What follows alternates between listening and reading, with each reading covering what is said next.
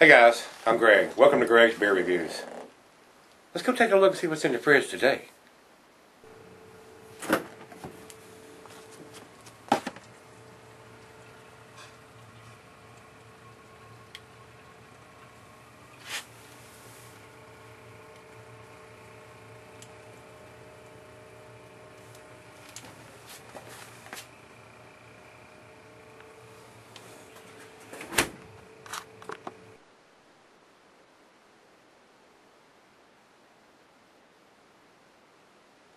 Hi everybody, thanks for stopping by Greg's Beer Reviews today.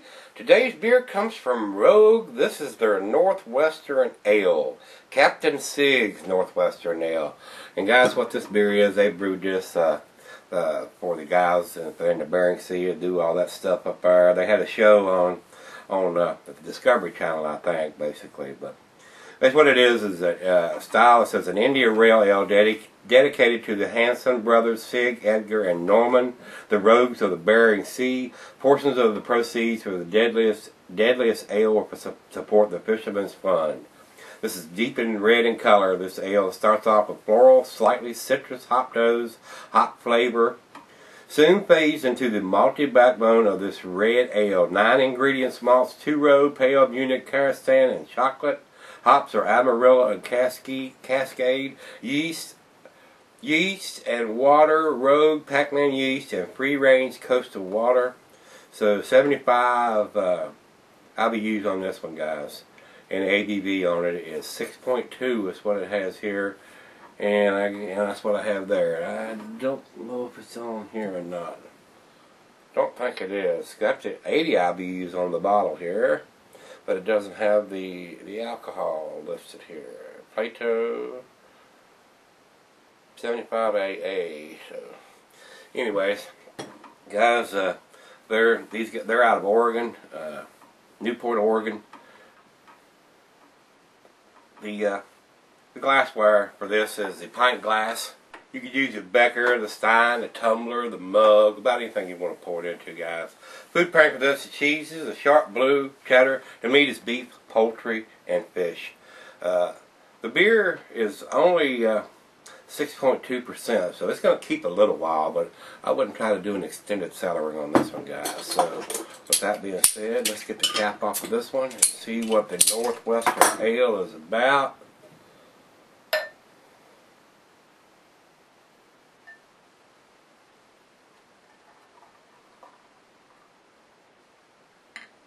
I've actually had this beer for several months now, so I probably should have done this a little sooner, but it is what it is, guys. In the glass, it is very red amber color. A lot of bubbles streaming up from the bottom there. Fairly clear beer. Don't see any cloudiness to it. I see the light right through there, guys. Very good looking beer in the glass. That pour give us about a half a finger of head. Let's get a nose on it.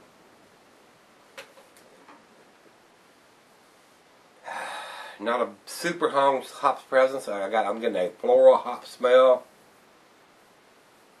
A little nuttiness in there, caramel, toffee. Smells a little reminiscent of a brown ale. But I am getting a little bit of floral notes there. Maybe just a little bit of pine. It's got a real pleasant smell to it.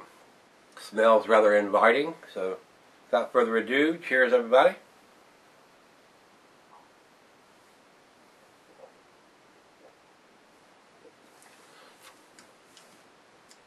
Big malt presence on this is a very pleasant taste. A lot of nuttiness. Whole lot of nuttiness there.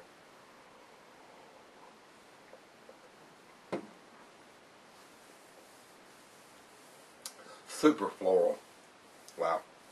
Very, very nice aroma and taste on this. Yes, it does. Very nice beer.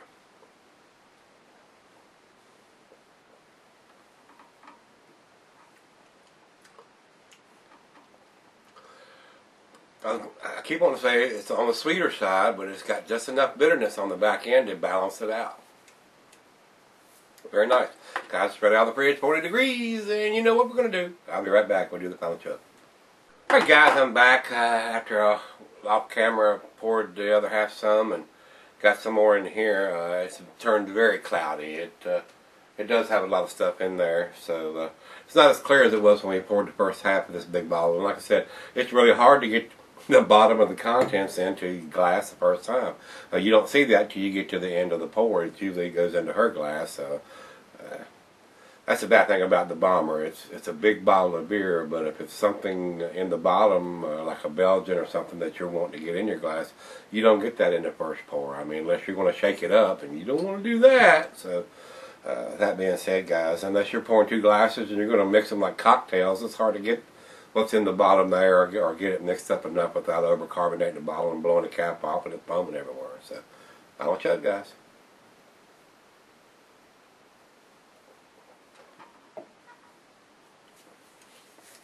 This is a very, very pleasant beer. I enjoyed it tremendously. It has a very sweet taste to start off with, and it felt kind of balanced when it was right out of the fridge. Now that it's warmed up, I think it's a little more bitter on it, on the back end, than it was when it was cool. And it's not quite as sweet now, to me, as it was when I first started drinking it. Now, that just may be accustomed to drinking it because, like I said, it took me probably 30 minutes to drink this. So it's pretty close to room temperature, I would think. It's pretty nice, though. It's very, very delicious beer, so I enjoyed it. Rogue has some notes here on their website I want to bring up. This was the 2010 World Beer Champion Gold Medal, Best of 2010. 2010 U.S. Beer Tasting Championship, Pacific Northwest Champ, 2011 World Beer Championship, Gold, and 2011 U.S. Beer Tasting Championship, Grand Champion. Now, this is why I haven't gone to their sites or reported a bunch of stuff on their sites, because of course they're going to pat themselves on the back, and and if you've got awards, you've been to beer festivals and presentations like this before, you know it's a great honor for your peers to recognize you as this, or the public even to recognize you as this, not just other brewers if you're a brewer. But it's a lot of prestige, and they wear these medals and these trophies with honor, and it's well deserved a lot of times. So I just want to bring that up. Rogue usually does a pretty good job on most of their beers, depending on the style, and they're just like a lot of the bigger ones, Stone and Dogfish, and some of the others that go out of the box and try a lot of different stuff. So some of the stuff is hit, and some of it may be missed. So you got to take the good with the bad sometimes when you're experimenting and going out of the box. So that being said, let's get back to what we were talking about. Guys, uninfluenced by what they said here, I think it's a very delicious beer. I just wish there was some way that we could get to sediment without having to do some kind of mixing of the glass, because the first half of that beer poured clear and the second half did not pour clear. So kind of like trying to keep something unclear or keep something clear there. I'm going to give it the 8. I think it's an A-. It's definitely an A beer. I wish it had some kind of dating, and it probably does. I don't see anything digitized here. There's something digitized on the bottom here, so I don't know how they're expecting you to read that when there's a liquid in there. So that is the only thing I'm going to fuss about. I'm going to get up on that soapbox as I normally do. It doesn't have a legible date anywhere on it, so you're kind of guessing what it is. And this doesn't even have the ABV on it, so it may be a 9 beer if it had just a little more information. So that's what it is, guys.